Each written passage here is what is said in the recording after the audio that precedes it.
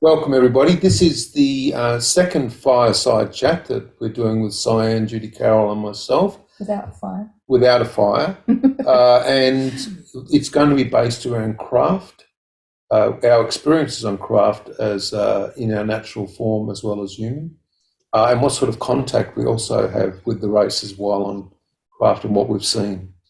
So, well, when you've been on craft, and we're going to be talking about us on craft today. That's the main sort of conversation. So, when you've been on craft, what's been your experiences? So, we could all go through and talk about different things, I guess. Like, you're just talking about a download. Have you had downloads on craft? Yes. Oh, yes. Most of my downloads have actually happened when I've been down here. When I'm up on the craft, I'm working, and so deeply into my Zeta grey thing. I sort of don't think, oh wow, I'm here on a ship. I'm just okay. I'm working. Bottom line. But when I get the downloads, I tend to be more down here. Yeah. But yeah. And I have as well. I've had some downloads, but some of them are more significant than others. Like they may be like a one-time download that happens in 1 second, then it's just a ton of information. Yeah. Or symbols. Well, the other one is while you're writing a book or something. Yes. Given a whole lot of information as you're writing, and then you'll look at what you've written and you go, I didn't write that. That was they wrote that. Yeah. I get that with my books when I go back and read them. It's, oh my goodness, where did that come from? I cannot remember writing it. Yeah, the Zetas actually told us not to change any of their words in any of the books because they said every time a person reads those lines, the energy will shift the information for the person. Yes, I've been told that too. And in fact, I had a funny experience when I was writing one of my books. I can't remember which one it was. The computer cursor froze on me, and I could not work out what's going on. It never happened before. And all of a sudden, I went back and I read what I'd written, and I thought, I know what it is. They don't like the way I've worded that. So I went back and changed it, and it flowed like anything. So yeah, they sure do let you know. And do you have any downloads? I was just trying to remember. I haven't really sat down to write any books, so I haven't had that. Maybe that will come. I don't know, but I've certainly had answers to questions given as a instant. Everything you want to know about that question in a less than a split second. And for that less than a split second, it makes absolute perfect sense. I understand exactly everything. And yet when you then try to explain what you've just heard or understood, you can't. That's not the words. I think what it is it's because they communicate telepathically. Like once or twice I've heard a voice in my head, but it's not like that. They just drop an image into your mind. Yeah. And you know exactly what it is. And the image contains the full explanation. But you're not hearing the words spoken. It's just somehow embedded into the imagery that's been placed into your mind. That's because it's compressed. It's very clever. The information is compressed inside the image. And then when it goes into your consciousness, it can expand out. It expands. And sometimes it can take weeks for that full expansion to come out. I've found that. You've been on craft as a human, haven't you? Yeah. Multiple. I'd say I probably got about a 50-50 balance split between memories of being on board as me and then being on board as a Zeta. Yeah. I'm not sure. I mean, I don't know. I mean, it's over all the years, I don't know what the percentages are, because I think in the beginning I may have had a lot more human to ET contact as a child, and then even as a teenager and a young adult. And it's only as I've got older that it's moved to the other way, where it's more in-body contact, with the race. Yes. I think it's, for me, it may be because I caught them out. That was the thing. So I know that sounds a bit funny, but when I woke up and the three of them were standing over the top of me once, and I said to them, don't black me out. From that moment on, I've always had a different type of contact. Right. What about you? I would agree that there was definitely a point where it changed, and I think for me that's when I think I mentioned last time. Remember, I said they elevated me off the bed and spun me round, and Yes.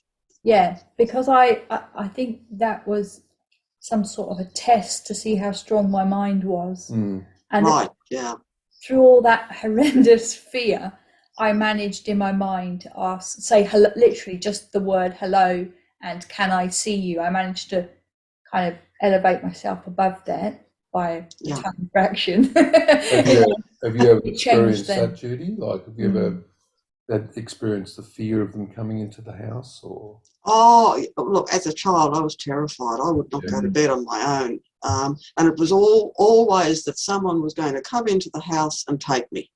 That was the whole thing. My whole childhood was dominated by it. And I didn't really get over it until I was into my teens. Yeah. What about? But I know. What about the other stuff that's associated with that, like faces in the windows? Yeah. Having to have the curtains closed when it's night. Oh, yeah.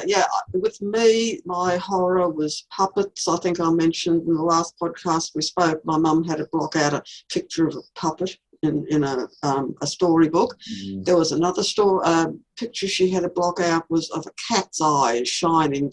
It was hiding in a bush. You could just see these eyes. And this terrified me. Yeah. And even looking outside at night and seeing the lighted houses, like the lights behind the windows, and I used to call them window eyes, and it used to unnerve me a bit. I mean, I knew they were just houses with lights in the windows, but I never felt quite comfortable. So it was an eye thing with me. But then once I started to lose my fear, I then became fascinated with them, and I used to draw these eyes all over my school exercise books. Heaven knows what the teachers thought of me, but I became fascinated by them. Yeah. I had a pair of eyes follow me around for 9 months. Did you? It was horrendous, absolutely horrendous. Yeah. I had no idea what to do. It was terrifying. I was never afraid of eyes. I was like you. I would draw them. Big oval almond black eyes. Always. Yeah, the big oval ones. That's right. Big oval eyes and triangles. That would be absolutely everywhere, all over my schoolwork, college work, university work, everywhere. Here's the question. So you've gone from being totally terrified, we all were, to being on craft. So what was like your first experience? We can all talk about this. What was your first experience actually in your natural state? In natural state. Yeah, I'm just trying to think back. The first really conscious one I had would have been in the 1990s when I was up on the ship, but they were putting an implant into my heart chakra. Right. And I just felt totally comfortable. I was lying there letting them do it. I might have been actually in human form. I can't even remember. I just was aware of being there. And they actually got me to pick something up, a fairly heavy item. And I couldn't work out at the time. I thought, well, why are they asking me to do this? You know, they can levitate it. But then it occurred to me later, because the heart chakra had been affected, they wanted to make sure I was okay. That I wasn't going to pass out or something. And then when it was time to go home and I had to leave the ship, I did that real pussycat star jump. You know, the way arms out, hands out, feet out. I did not want to leave, and I just put my arms up against the door, and they were almost sort of trying to force me out. You've got to go. You've got to go back. You've got to go back. And I started crying. I didn't want to go. That's weird. Interesting, yeah, been there, done that. You know, it's interesting just when you talk about the implant and the chakra, they actually do a lot of etheric boundary shifts on hybrids as well. Those etheric boundaries, but there's a good reason for that. It's all about connection, and it's a big subject. I actually experienced myself as a Zeta nowhere near craft. That was the first thing that freaked me right out. was sitting there doing some trance work, and they said to me, "You need to open your eyes." The beings, the Zetas, and when I opened my eyes, someone said that was watching me, "Your eyes are totally black." And when I looked down, I only had 3 fingers on my hand. They were really long. Oh, So I'd actually physically morphed into that, and it was a bit, well, it was confronting. right. I don't know why, but Yeah. And you? Yeah. Yeah, I reckon the first time I felt myself as my true self was in trance work with them as well. But on craft, I think the first time I actually saw myself was it's probably not that long ago, actually, probably four years ago on craft as a Zeta. Was that the time where you saw the planet outside It's with you. the portal? Yeah. Yeah. So Well, I had a funny experience a few years ago. I was getting up, like I was in bed asleep, and my astral form stood up off the bed, and I walked in front of the mirror in my room, and I saw myself in the mirror, and I was still in human form, in my astral human form. And I'm sure you've experienced this when you're out of body and you look back at your body and you think, oh my God, ew, do I look like that? Oh, that's weird. And then as I thought that, I started shifting into my grey form. And the feeling of relief was oh, thank God. Yeah. Then, of course, I started laughing then and I lost the whole thing. But seeing myself in the mirror as a grey, and it was a huge relief, actually. And then, of course, that's the first time that you've done it, and then the more you do it, the more you become more comfortable with it. So I don't know about you guys, but I never wanted anything to do with extraterrestrials. I couldn't stand it, wouldn't talk about it, didn't want to look at a picture of it, nothing. Wow. So, of course, to then have that experience off craft, where you sort of turn into an ET, and we've got a picture of it as well, that's the thing, is then, what does that actually even mean? And so I started telling them, these beings, because they were coming, like you said before, I wasn't hearing any voices. I don't hear people talking. No. It was more about them saying, some sort of a mind-to-mind thing. We want to work with you. And I told them to go away and never come back. I said, don't ever come back. I don't want anything to do with you. And for 6 weeks, they just kept coming back. Yeah, no, well, that's okay. It's terrible, if you're experiencing yourself in the human experience, then that's what it is. But of course, I then got them to sort of like basically sign a consciousness contract that said that they were going to basically work in a specific way with integrity, so that I'd sort of been seeing and reading on the internet other people having all these problems. This was many, many years ago. And I thought, I'm just not going to go there. I don't want to do that. I don't want to be in that space. Yeah, you want to know what's going on. Yeah, for sure. Yeah. And of course, now, that makes sense. We've got a situation now where, with disclosure, we've got millions of people. About 30% of the human populations are hybrids. But the thing is, there's like a lot of different races that are incarnated into human form. So yeah. So when I've been on craft as my true self, as a Zeta, I've just been observing, but you've actually been working, Judy. Working, yes. Do you remember what you were doing? Oh, look, yes. Well, there was that time that I had to remove an implant from inside the head of a human man. And when I walked into the room, as I think I mentioned this in the last podcast, I walked into the clinic and he was lying on the bed, pretty well paralysed, but he was able to move his eyes. And he of course, must have heard me coming in, and he turned to me, and the horror on his face was just beyond words. And I felt quite upset because we'd had him up on the ship quite a few times. But I also knew that he had had some interference down here, and this was why we were having to remove this implant. It was an implant put in by the negative group down here. Yeah. And so we just had to zonk him out because I didn't want him to have a heart attack or something. And I was working with two others at his head, and I can remember my long, thin grey fingers going right down inside from the top of his head and removing this implant. And the memory that I woke up with the next morning was that I'd cut a wire or something, but I know I hadn't. I'd done something to get it loose so that we could take it out. And I can remember clearly pulling it up out of his head and holding it up and saying to the others, "Oh, that's good, we've got it out, he should be safe now."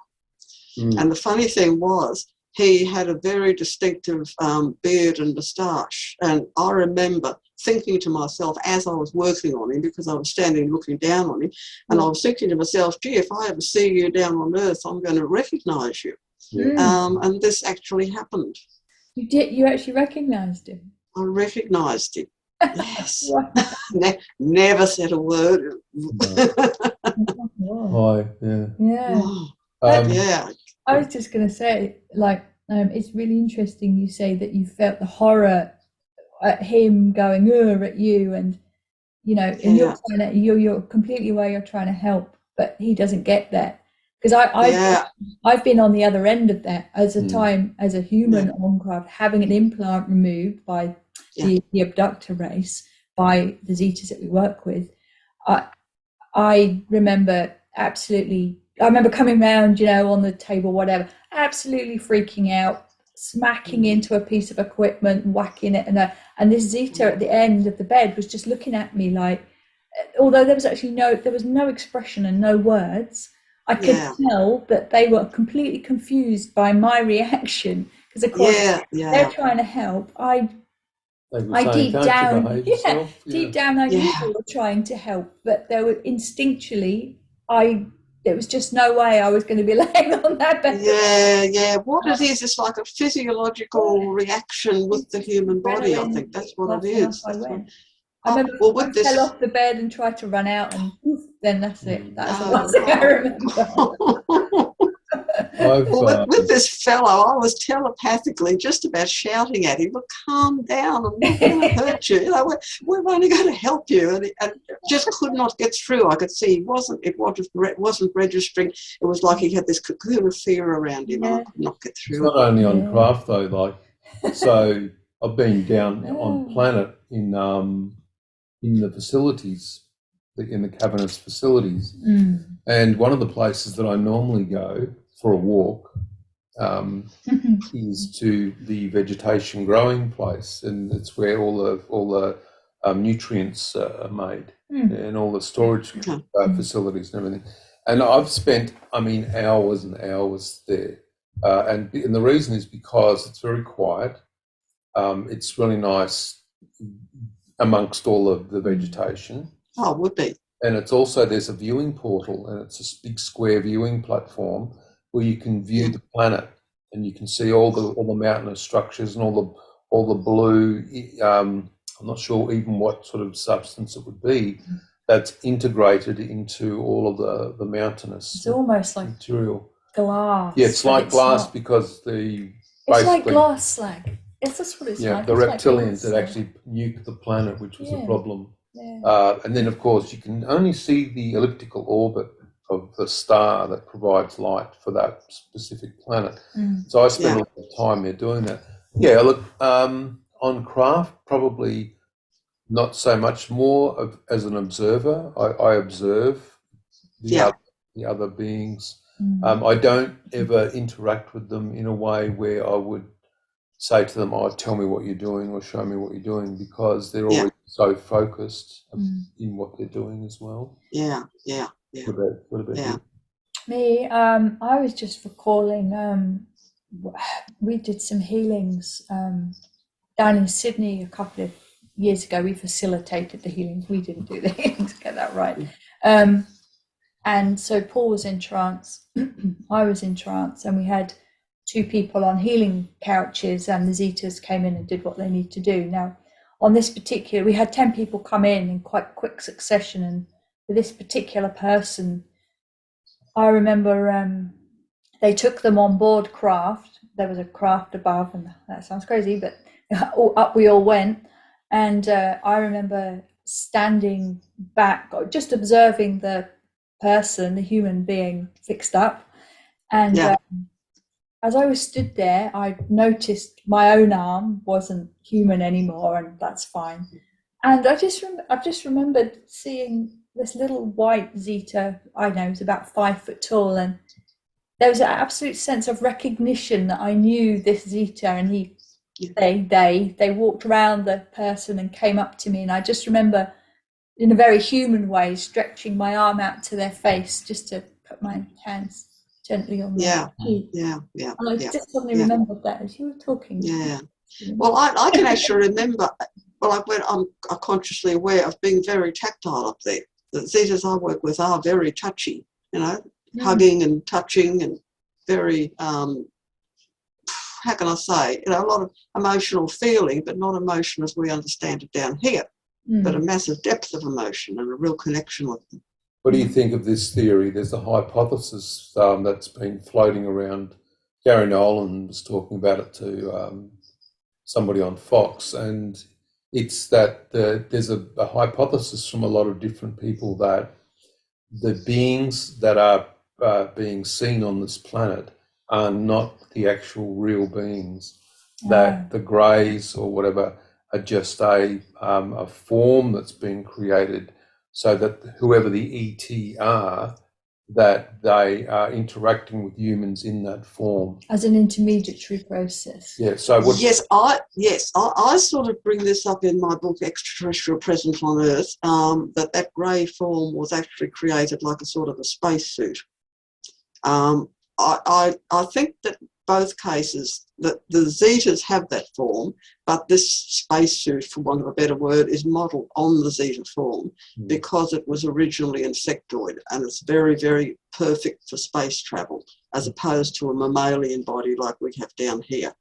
So I think that you have the two cases. You have the Zeta people who are, it's their genuine form, but there are these forms that have also been created that others can use. See, what I've noticed is I've probably got a different take on it, but that's fine. It's still sort of similar, is the Zetas actually, what they do is they take some of their own DNA and then they create a biological container. You call it a spacesuit, that's all.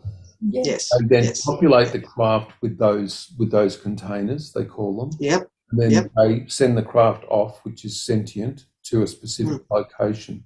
When the craft arrives, the Zetas then move their consciousness to the containers and then they perform that function. So that's the technical aspect of how it works. Now, when a lot of people are viewing these beings, they're going, oh, they're just, puppets, or they're this or dolls. Yeah, they're robots. So think about it. If I offered you or Cyan the chance to fly somewhere, and I said, look, you've got a choice. You can either just stay at home and chill out, or you can actually go and be stuck in stasis for 6 months. You probably would go, I'm just going to stay home, and when the craft arrives, you can ring, and I'll be there. Exactly. Logic of it all? Yeah. Oh, yeah. And yes, I love that term container. I use that. I'm just saying spacesuit because that's what people down here understand. But I always refer to them as containers. And I they agree do with as that. well. They call it a container. That's the difference. Yeah, I know. Yeah, I know. They call the human body a container. Yeah, even the human container. Yeah, it is. That like an empty whether the container is biological or whether it's semi-biological or partly artificial or what. And I'll tell you something that I always mention, and I think I've mentioned this in my Extraterrestrial Presence on Earth book. That movie Avatar was a very, very good example of it. Yeah, with the human man's consciousness being shifted into the ET container.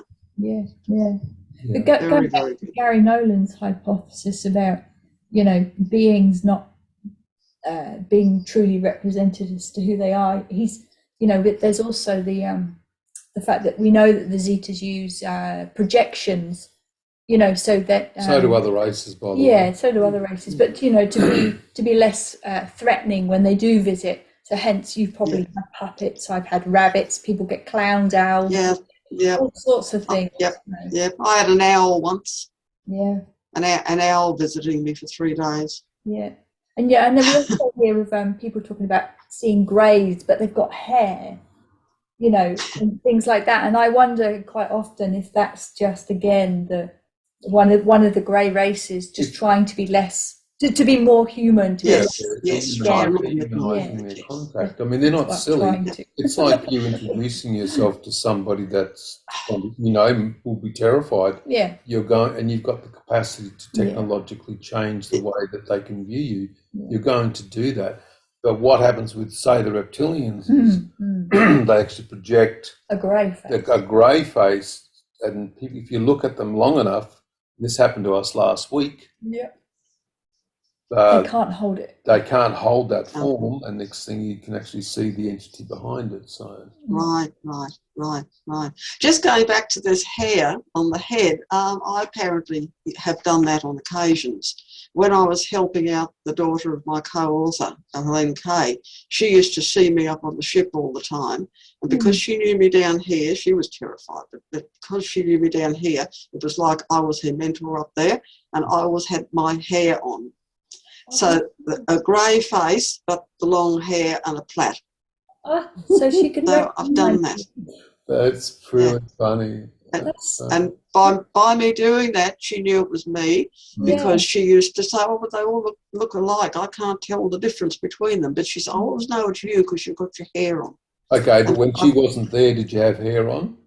No, it was just for her. There you go. For her benefit. It's just a projection. It's absolutely. Yeah, just a projection. Yeah. And apparently I've done it for other people, because I've had other people say the same. Well, you came to me in your grey form, and I knew it was you because you had your hair on. And do those people say that helped them control that horrendous fear, knowing? Yes. I've had that said so many times. If you hadn't had your hair on, I would have been terrified, but I knew it was just you.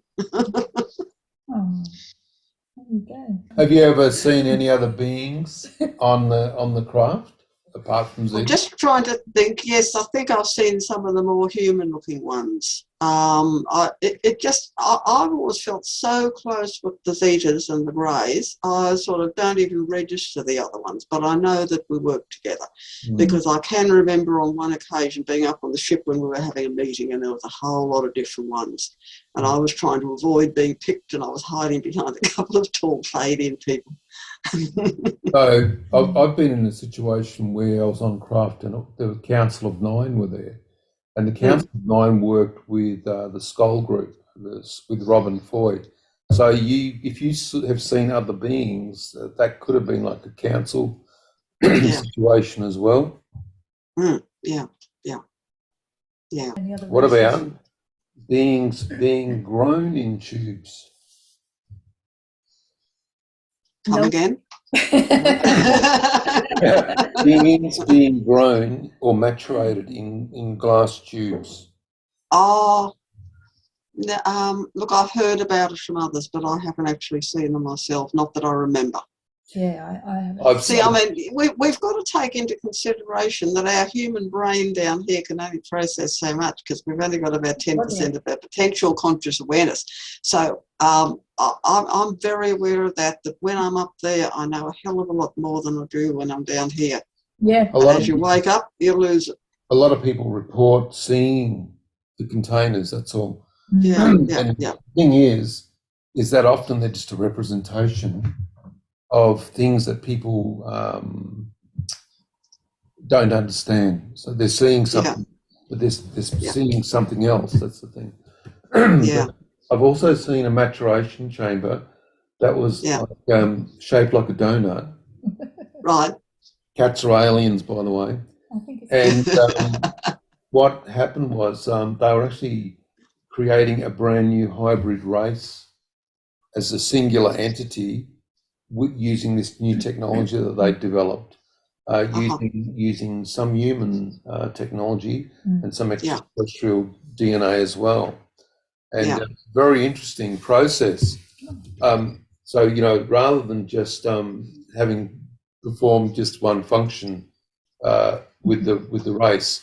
I've been able to go and look at all the technologies, go down to the vegetation growing area, sort of be on craft. I've taken Cyan on craft as well, and we've examined the planet together, and we can talk to each other on craft as well. Yeah. And Have you taken the cat with you? It's not our cat. It's not but he can definitely come next time. Yeah, we've had quite a few experiences on board together, and the good thing about that is you can say, "Hey, did you see A, B, and C?" And Paul will go, "Yes, I did see that." And Paul will go, "And did you see this?" I'm like, "Oh my God, I did literally see that," you know. And yes, it's lovely that when you get that confirmation, isn't it? Yeah, I've had that too. Yeah, really nice. Yeah, it's good. Yeah. You know, it's quite often you sort of start to doubt yourself. You know, it's like, did I really see that? Did I actually see that? You know, because when you say it out loud, it all just sounds a bit crazy, doesn't it? But then when you've got who's able to describe to you exactly what you saw, it's like, yes, I did. Yes, I'm all right. I think it's probably more complicated. I think that because they're able to overlay, we call them a Class E construct. No, the Class D construct into your physical environment. You can actually believe that you're actually on craft, but actually you're still sitting inside your house. So you could be sitting, or the other way around. Yeah, you can be sitting in your chair in your lounge room and believe and be interacting with them on craft. You're still sitting there, and somebody next to you is watching TV, and you're sitting there totally not with it. Or you could be bilocated. Yeah, you can. You can be in two places at the same time. You can be in two places. We've had that a good few times. Yeah, we've also had people report to us in regards to sort of being in a chair and also being on craft, but not bilocated as well. So I think the technology is so sophisticated that if anyone was trying to work out the phenomenon, you know, page 1 through to page 1000, they may find that it's probably impossible. Because as you said before, you can wear hair or not wear hair.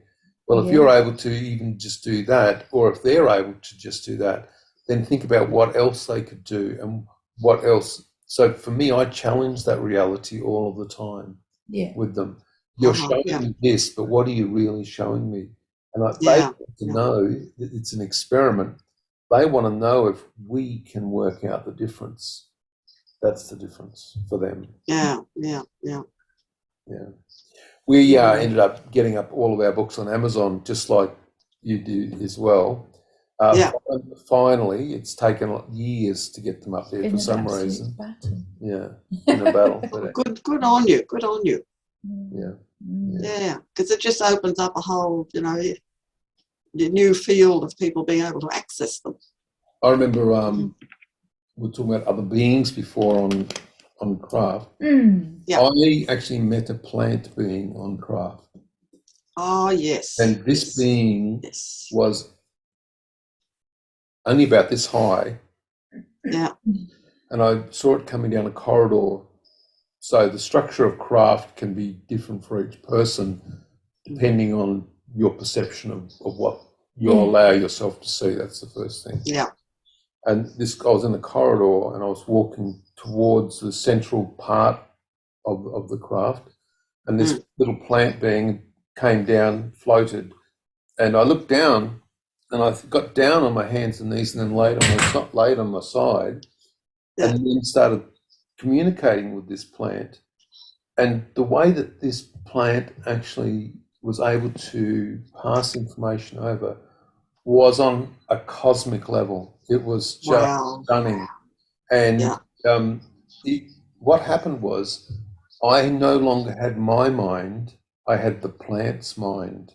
So I wasn't trying to understand the concepts according to my mind. You saw them. I was given the plant's mind so that we could interact with each other. A real oneness being brought into oneness with it.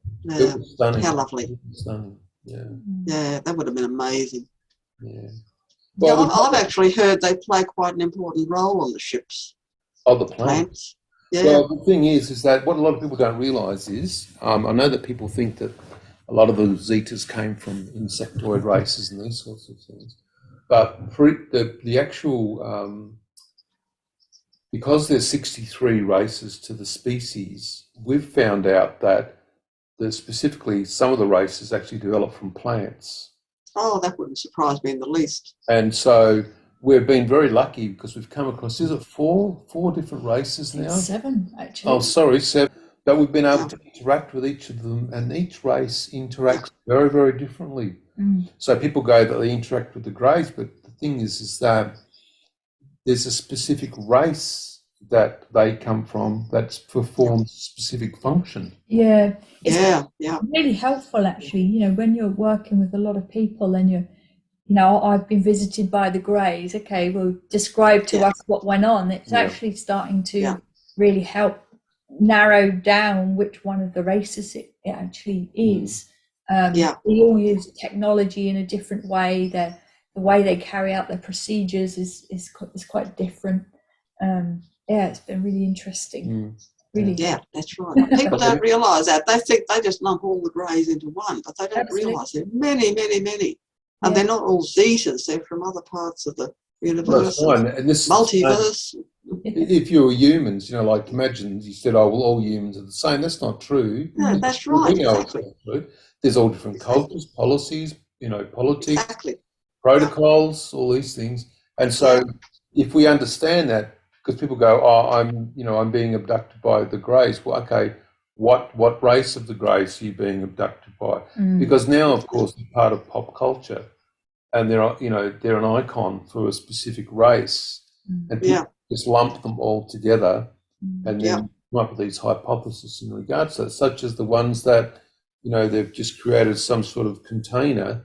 You know, and of course, people then go, and I'm not sure if you've seen it, but people have tried to draw them, and there's so many different faces. Amazing. Only once you start actually talking to them or actually interacting with them, that you realise, man, this race is so different than the other races. And I think the other thing is people like to label them, oh, they're from such and such a planet, but they're not all from planets. Some of them are from different dimensions and, you know, all over. Yeah. You can't just lump them all together. It's the same as humans, isn't it? Before humans existed, where did they come from? Exactly. You know what I mean? So not everything's three-dimensional space, not everything's you know, sort of interdimensional or dimensional spaces, these sorts of things. It's I think it's actually so complicated that it's probably pretty difficult to understand in a three-dimensional form. We can have a rudimentary understanding of what's going on, but we probably have a better understanding when we're in our natural state. That's natural state, it's all just normal. You just have an understanding of that. Whereas the human filter, it just puts too many things in the way, doesn't it? Yeah, that's right. That's for sure. Yeah. And do either of you two do any teaching up there? Teaching? Yes, actually, I do, but it's based in this. It's a massive dome, and the dome has thousands of beings in it. And one of the areas that I teach is portal creation, multidimensional gateways, and synthetic quantum environments. So it's pretty interesting stuff.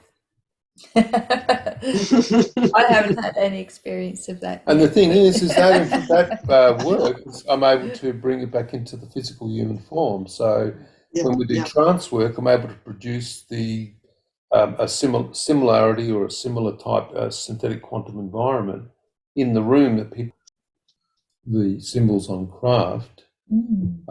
I've seen a pillar-like function, but it's bent, that comes down the structure of the craft on the inside, and up the pillar are all of these different symbols, right? So if you press one of the symbols, it performs a specific function. Right. You also get all the symbols to project themselves out like holographic symbols out. and you can combine them to perform functions as well. Have you ever flown a craft whilst on board? Yes. Because that's like something that so many people sort of report. I actually got sworn at. It's probably in my human mind, but my teacher actually swore at me. He was getting so frustrated with me.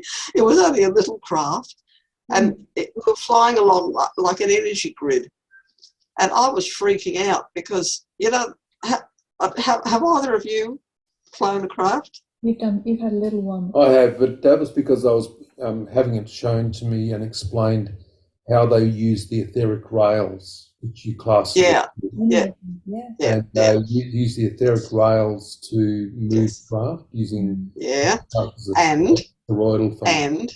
And did you notice the amount of concentration you have to put into it? It's incredible. It is beyond words, and I was freaking out because I just couldn't, and the craft was sort of starting to wobble, and I was saying, I've got to pull over, a human driving a car, I've got to pull over, I've got to pull over. And my tall grey teacher was sitting behind me. It's one of those crafts where you sit in the front and there's a passenger seat at the back. And so he was sort of backseat driving. And he very, very sternly said to me, he said, "Oh, we're not pulling over. Just keep your mind on it." And, "No, we're not going to pull over. Just keep your mind on it." He was quite stern with me. I did say to the Zetas, in human form, show me how to pilot a craft, because everyone says that they do it. And they said, well, we're not going to give you the common narrative, because they know that humans love to be shown that they're flying crafts, you know, like they're doing craft and they're standing at the controlled whatever area, and you know, they said, we don't want to give you that. And I said, okay, well, what do you want to do? They go, we'll send you a drone and you learn how to fly the drone. So I actually flew the craft in above the house. You've got a picture of it. We've got a picture of it. So, yeah, and it was really difficult, and I thought I was going to crash it, and I didn't like it. I walked away in disgust because I was such a terrible pilot. I don't ever want to try. No. It sounds... All you need to add to that story is a tall grey teacher behind you. Making it... I got to pull over, we've got to pull over. I don't like driving, let alone trying to fly a spaceship. I find the idea absolutely terrifying. Thank you, Judy. It was lovely talking to you again, and I hope we can speak with you again soon. Yes. Thank you very much, Cyan, and also thank you, Paul. All right, take care.